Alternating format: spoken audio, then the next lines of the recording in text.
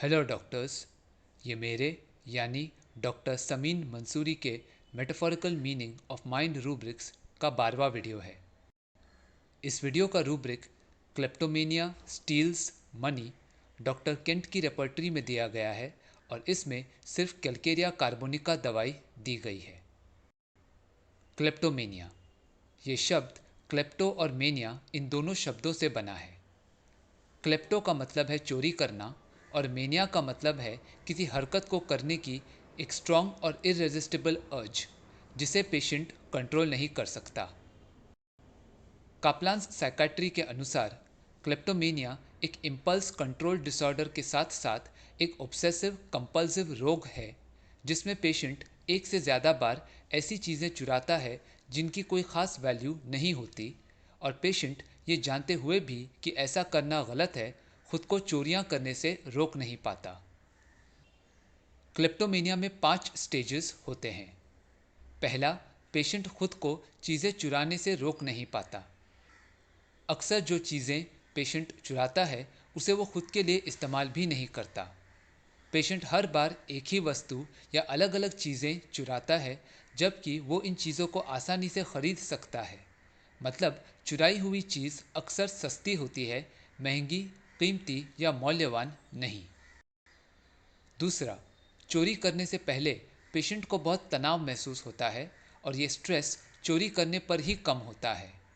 यानी सुकून महसूस करने के लिए पेशेंट को अपनी मर्जी के विरुद्ध चोरी करना ही पड़ता है।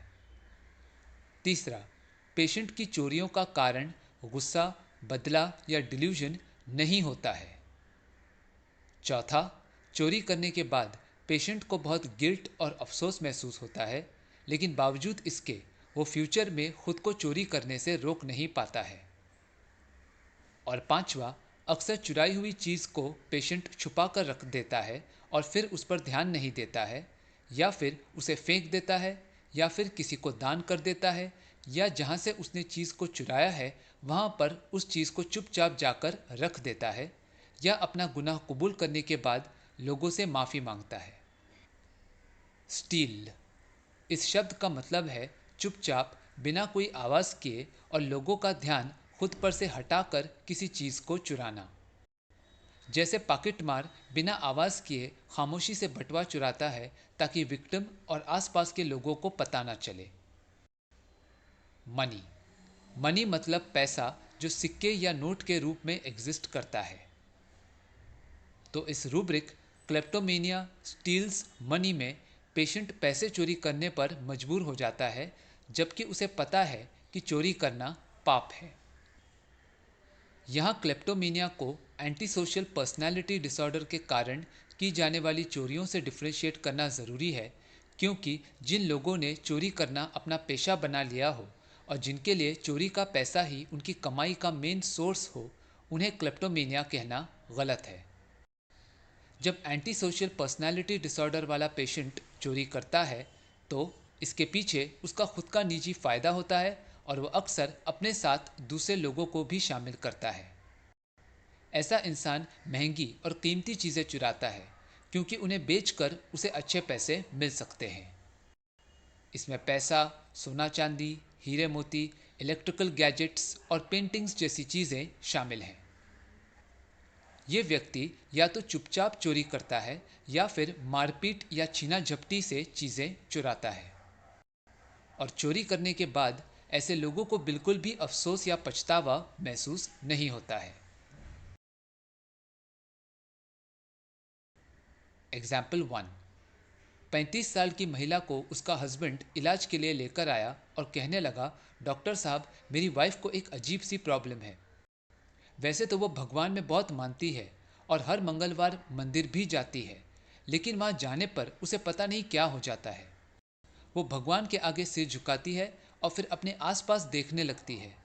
जब उसे यकीन हो जाता है कि उसे कोई नहीं देख रहा है, तब वो मूर्ति के सामने रखी दान पेटी में से कुछ सिक्के चुपके से चोरी कर लेती है और अपनी पर्स में रखकर तुरंत वहाँ से बाहर चली जाती है। इस पर पेशेंट बोली कि जो कुछ उसके पति ने कहा वो सही है।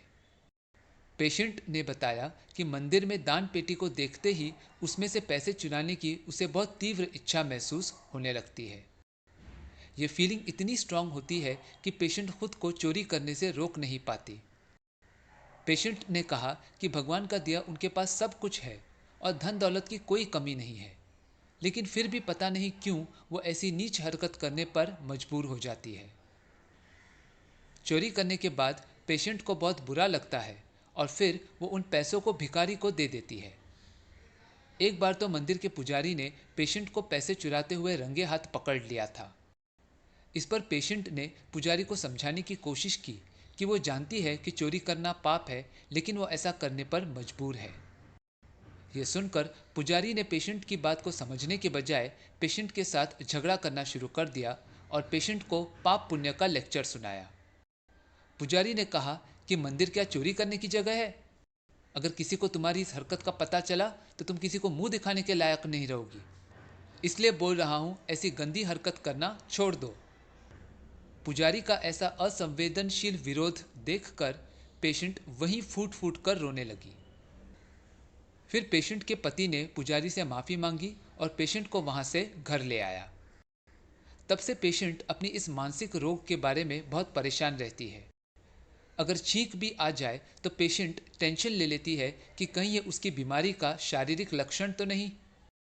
इसलिए पेशेंट गूगल पर अपनी बीमारी के बारे में इंफॉर्मेशन ढूंढती रहती है और अगर न्यूज़पेपर्स या मैगजीन्स में मेंटल डिजीज़ के बारे में कुछ भी छपता है तो पेशेंट उसकी कटिंग्स अपने पास संभाल कर रखती है।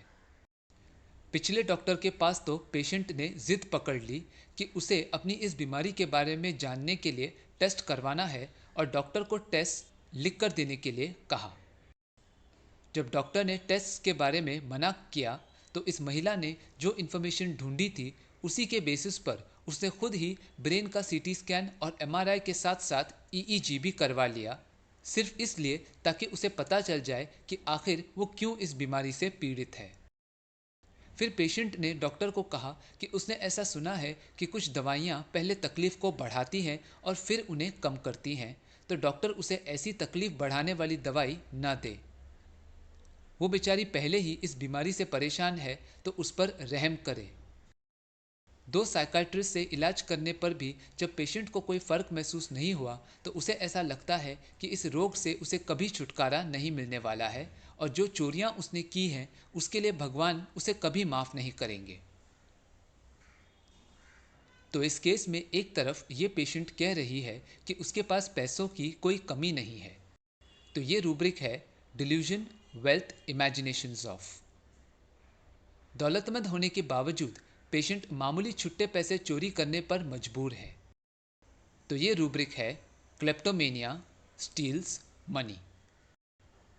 जब पुजारी ने पेशेंट से बहस शुरू कर दी और पेशेंट को एहसास हुआ कि वो पुजारी के कड़े विरोध के आगे खुद की बीमारी के कारण की गई हरकत को जस्टिफाई नहीं कर पा रही है, तो पेशेंट रोने लगी।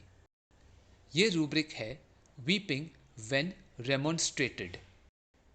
रेमोन्स्ट्रेट का मतलब है स्ट्रॉन्ग और वैलिड रीजंस के साथ किसी बात को अपोज करना या विरोध करना।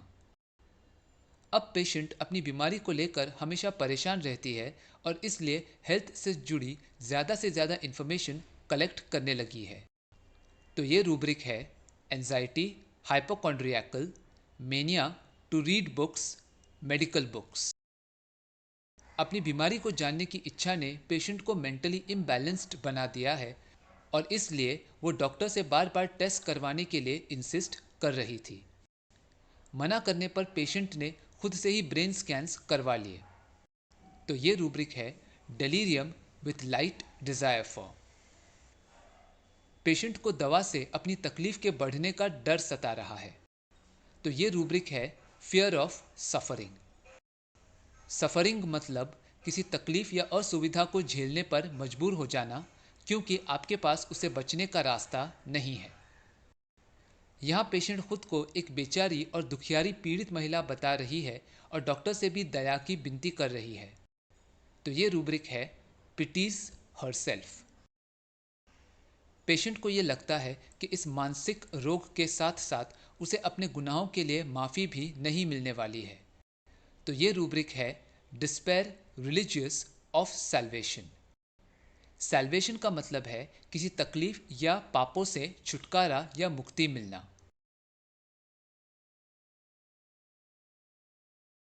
एग्जाम्पल 2। पेरेंट्स ने बताया कि उनके 8 साल के बेटे को पता नहीं क्यों चोरी करने की आदत हो गई है।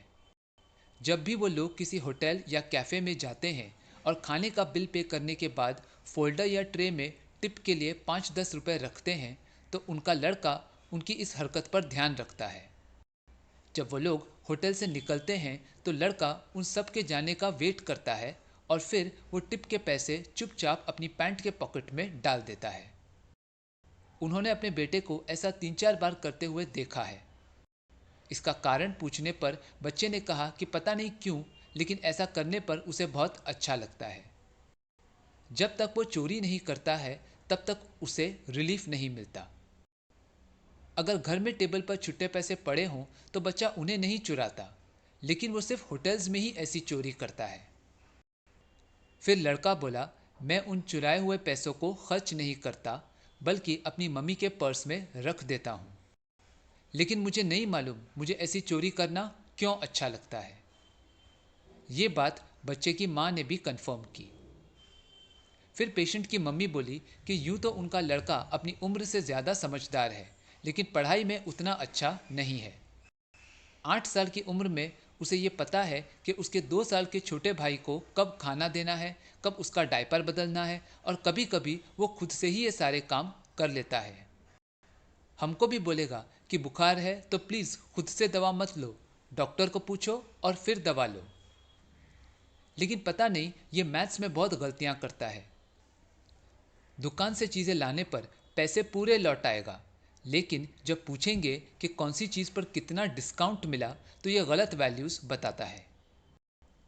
पेरेंट्स ने यह भी बताया कि क्योंकि इनका ये बेटा उनकी शादी के 5 साल बाद पैदा हुआ है, इसलिए वो लोग उसका कुछ ज़्यादा ही ख्याल रखते हैं।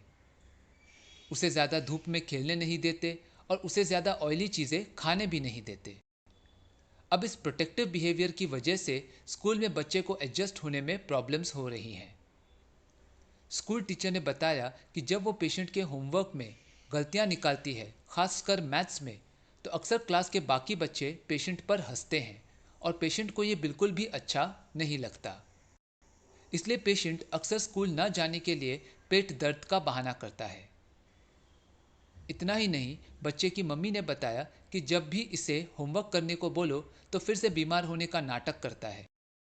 कहता है, मुझे तो सर दर्द हो रहा है तो मैं ये काम अब कैसे कर सकता हूँ, जब मुझे ठीक लगेगा तब मैं करूँगा। इस तरह वो स्कूल का काम अगले दिन के लिए टालता रहता है। तो इस केस में बच्चा सिर्फ होटल में दिए जाने वाले टिप के पैसे ही चुराता है। उसे वो खर्च भी नहीं करता, बल्कि अपनी मम्मी के पर्स में रख देता है। तो ये रूब्रिक है क्लेप्टोमेनिया स्टील्स मनी। लड़का अपनी उम्र से मेंटली आगे है, लेकिन पढ़ाई में काफ़ी पीछे है।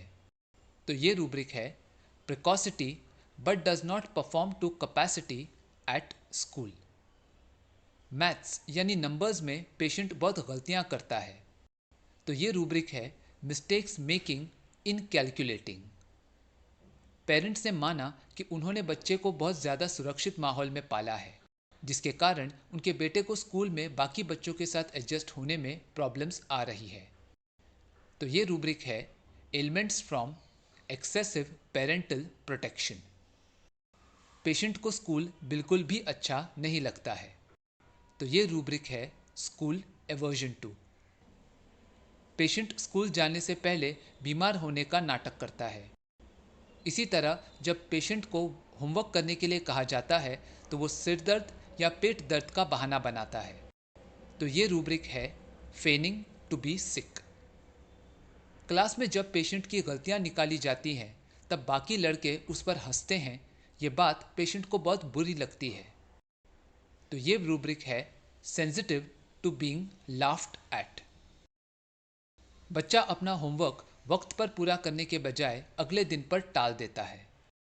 तो ये रूब्रिक है postponing everything to next day.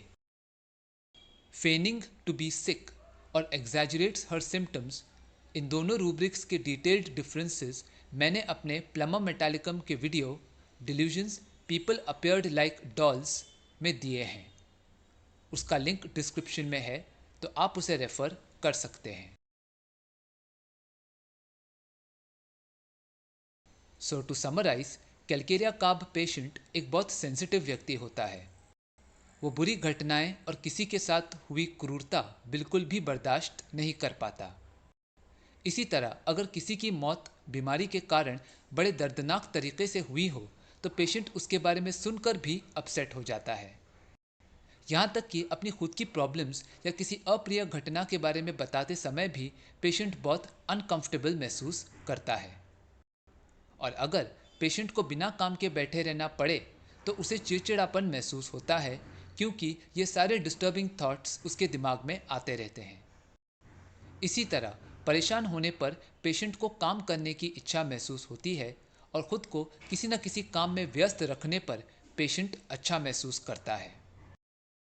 Sensitive when hearing of cruelties, horrible things, sad stories affect her profoundly. Narrating her symptoms aggravates. Talking of unpleasant things aggravates. Irritability while idle. Anxiety with desire to work. And occupation diversion ameliorates. तो मुझे उम्मीद है कि आपको ये rubric और इसमें मौजूद कैलकेरिया कार्बोनिका दवाई समझ आई होगी। अगर ये वीडियो पसंद आया तो उसे लाइक और शेयर करें और मेरे इस YouTube चैनल को सब्सक्राइब करें। वीडियो या होम्योपैथी से जुड़े आपके कोई भी सवाल हो या आप फीडबैक देना चाहें तो मुझे कमेंट्स में बताएं। मैं आपके सवालों का जवाब देने की पूरी कोशिश करूँगा। Thank you for watching.